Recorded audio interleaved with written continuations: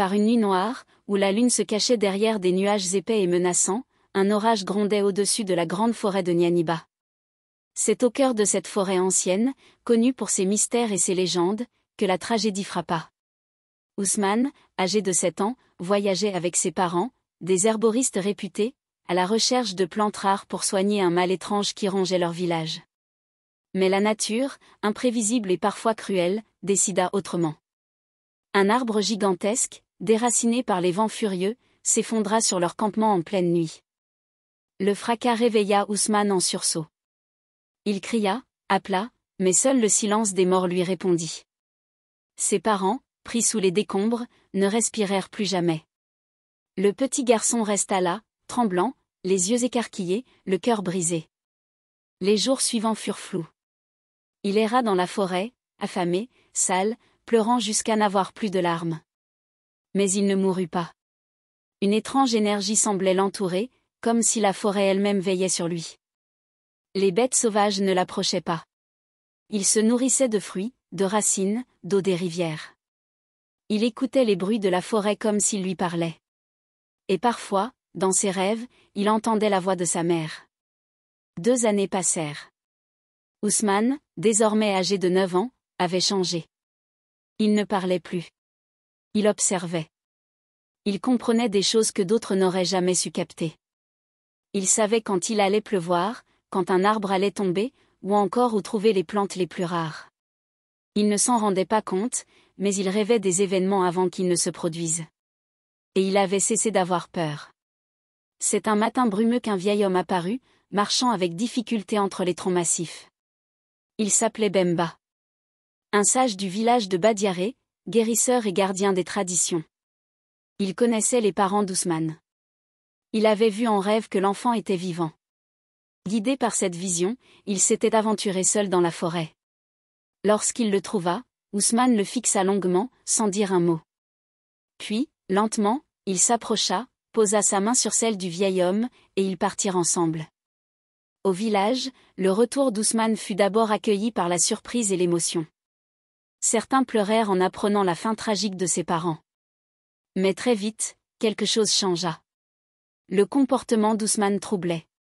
Il parlait peu. Il regardait les gens avec une intensité presque surnaturelle. Il avait parfois des gestes étranges, comme s'il communiquait avec des choses invisibles. Et surtout, il rêvait. Des rêves qu'il racontait parfois à Bemba. Des rêves qui se réalisaient. Un jour, il dit à Bemba qu'une vache allait tomber dans un puits. 3 jours plus tard, c'était arrivé. Une autre fois, il parla d'un feu qui ravagerait la grange du chef. Le lendemain, la grange brûla sans que personne ne sache pourquoi. Les villageois prirent peur. Cet enfant n'est pas normal, disaient certains. C'est un djinn. Il parle aux esprits. Il porte malheur, disaient d'autres. Les enfants furent interdits de s'approcher de lui. Les femmes se signaient en le voyant passer. Les hommes détournaient les yeux. Ousmane vivait chez Bemba, à l'écart du village. Il passait ses journées à aider le vieux sage, à apprendre les plantes, les traditions, les mots anciens. Mais dans son cœur, une tristesse s'installait. Un jour, il fit un rêve qu'il ne raconta à personne. Dans ce rêve, une grande maladie frappait le village.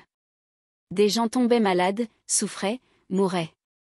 Il vit les visages de ceux qui s'étaient moqués de lui, déformés par la douleur.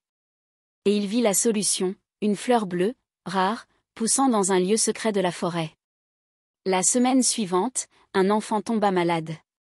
Puis 2. Puis 10. La peur gagna les maisons. Même les plus braves n'osaient plus sortir. Les guérisseurs du village ne trouvaient pas de remède. Les anciens se réunirent, désespérés. Et ce fut Bemba qui parla. Laissez Ousmane essayer. Il sait des choses que nous ignorons. Il a vu ce qui arrive. La foule hésita. Certains crièrent, d'autres menacèrent. Mais le chef du village, malade lui aussi, donna son accord. Ousmane, silencieux, prépara un sac. Il marcha seul dans la forêt, guidé par son rêve.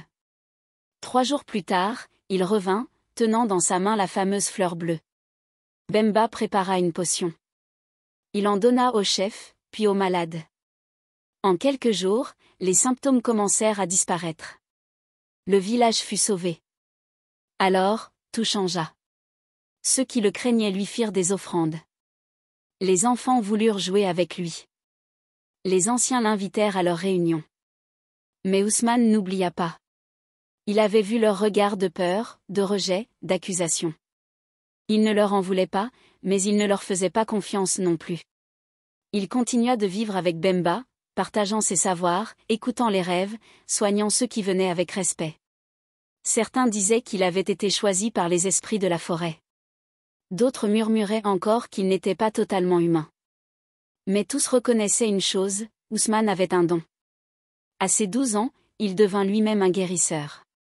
Il retourna souvent dans la forêt, seul, comme pour y retrouver une partie de lui-même. Il parlait aux arbres, écoutait les vents, lisait les signes dans les étoiles. Il n'était plus l'enfant sauvage, ni le monstre qu'on fuyait. Il était entre les deux mondes, celui des hommes et celui des mystères. Et bien que les villageois l'aient accepté, une part d'eux ne pouvait s'empêcher de chuchoter, quand il passait. C'est Ousmane. Celui qui rêve. Celui que la forêt n'a jamais rendu tout à fait.